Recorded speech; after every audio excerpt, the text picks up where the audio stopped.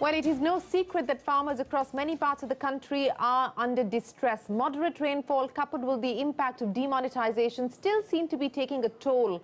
In fact, research done by CNBC TV 18 shows that the prices of many essential commodities are now below the minimum support price offered by the government. Manisha Gupta, who's been tracking this, joins us now with a list of the items where the price currently is causing pain across rural India. Manisha, you've been working on this for the last several weeks. In fact, I remember the last data that you had put out for us was on the 8th of November. Take us through where things currently stand. Well, yes, the just harvested Kharif crops are not just taking below MSP, but they also are trading below the cost of production for farmers, and that really seems to be an issue. If you look at the humble dal to start with, the prices for arhar is trading below 3,700 rupees. As compared to last November, last year, this is 32% below the MSP that was offered by the government, which of course is close to 5,500 rupees. The other dal that also is not doing well is moong, where you have seen a beating being taken. The prices are hovering around 3,800. Last year, this time, they were at about rupees 500 costlier, and the minimum support price is nearly 5,600. It's not just about the dals itself. If you look at the maize prices, those are also down 16% from its MSP. This is yet another crop widely cultivated across many parts of India, and the difference between the current price and the MSP is nearly 1,700 rupees per quintal. And it's also about the oilseeds. Soybean prices are down 15% from the MSP. Last year, the prices were below MSP as well, but they were higher, about 250 rupees per quintal from the current levels. Another item which is a staple, almost everyone's diet includes it, is the potato. The prices are down 10% from MSP. In fact, the price difference from last year is really drastic. The prices were over 1,000 rupees, and now it just is about trading at 450 rupees. Now, the only item which costs more than MSP is cotton. The prices were trading below MSP, but they have recovered a bit and is trading 1% above those levels right now. But everything else really is down in the dumps. And while the government, of course, has been promising a lot of things, they have hiked import duty and allowed restrictive exports as well. It hasn't helped the matters as of now. Manisha, appreciate you joining us to take us through what the data suggests on the ground. Joining us now to discuss this further is Yogendra Yadav of Swaraj India. Yogendra, thanks very much for joining us on the program. This is exactly an issue that you've been focusing on. I've been seeing your tweets through the day today, Yogendra. Does the data that you have corroborate with what Manisha, our colleague, was just pointing out?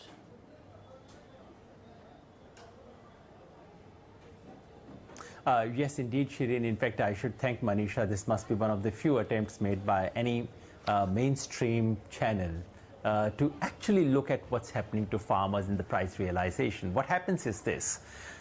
Minimum support price is announced, and all of us say, all right, this is the level, and then we simply assume that the farmer must have got it. The reality is that less than 10% farmers ever get minimum support price. And that's a data from Shanta Kumar committee. It's not my data. I would actually only supplement what Manisha is saying. The truth is, as she rightly pointed out, that in fact, every single commodity, when I checked last on the 7th of November, so her data is more updated. When I checked last, every single commodity, I looked up the top 7 commodities of Kharif. Every single commodity was trading below the MSP, and when I did it, some of my colleagues did, we took the top 100 mandis each. In each crop, we took the top 100 mandis, and we took an average of that. So just to add to what Manisha was saying, paddy, the minimum support price is 1,550 rupees. When we looked up the mandi price, and incidentally, mandi price is much higher than farmers actually realize, because there are all kinds of complications about moisture content and so on. And lots of farmers actually never managed to come to mandi. That price was 1,397 on that day. Bajra, official price is 1,425, and the price at that time was 1,101 rupee. Groundnut, similar story. So what seems to be going wrong? What seems to be going wrong, Yogendra Yadav? 3,100.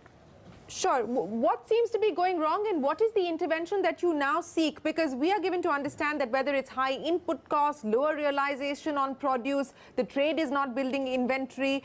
Many markets have actually shifted to banking from cash. The cash price and the check price for certain commodities continues to be very different across different mandis. What is the problem exactly, and what is the kind of intervention that you are now seeking from the government?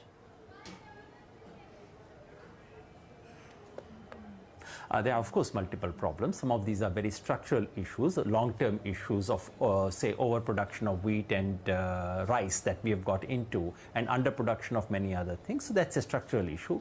But what is pertinent right now are specific issues. Number one, there are simple bureaucratic stubbornness of the government. Bajra, for example, the government refused to purchase Bajra when the Bajra was coming to the mandi. We were writing every day to ministers, please start purchase. They simply refused. The government puts an artificial cap.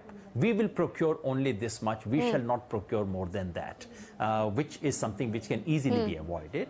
The government has all kinds of bureaucratic demands. You have to have Aadhaar card, you have to produce 15 documents before I would procure anything from you. There are issues of import-export policy, which you understand better than I do. Specifically, what do we want? We want four things. Number one, procurement to be enlarged, especially in the case of rice, wheat, and some coarse grains and dal. These are procurements which can be enlarged. Okay. Artificial caps to be removed. That's number one.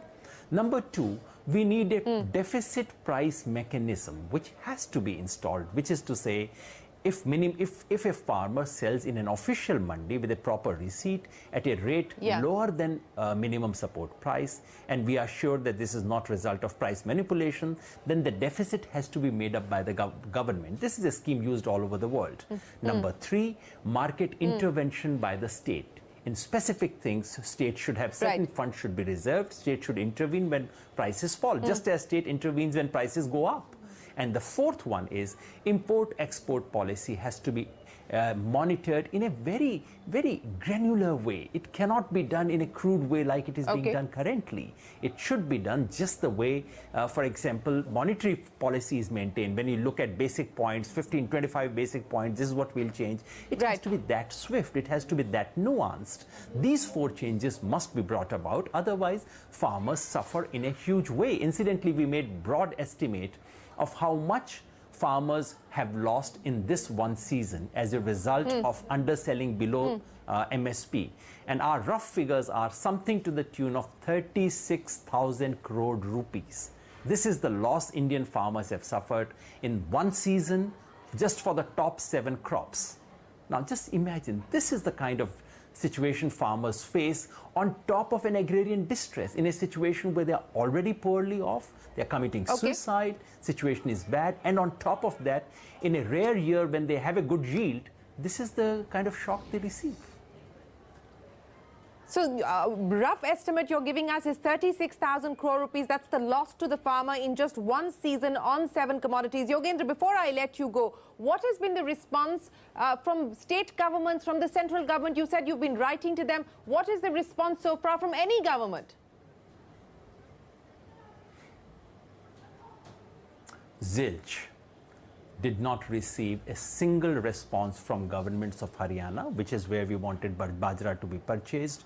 In fact, they said they shall not move beyond 1 October, which was their fixed date. And in reality, they did not start purchasing till the 12th of October. By then, farmer had sold, they had done distress sale of the entire crop. Most other governments, what are they doing? Passing off the buck. Central government should do this. What can we do? This is not to be done, etc. On potato, what has the government done? UP government made this huge declaration. We are going to buy potato. And then they put 15 conditions on that about the size of potato and everything else, as a result of which they did not purchase even 1% of the potato that should have been purchased. Unfortunately, that's the reality. Madhya Pradesh government has introduced an innovative scheme, Bhavantar, which is exactly deficit price mechanism. But the implementation of that scheme leaves so much to be desired that as a result, I see my farmer colleagues being very unhappy about it. All right, so the need of the hour is intervention at the state level, an urgent intervention.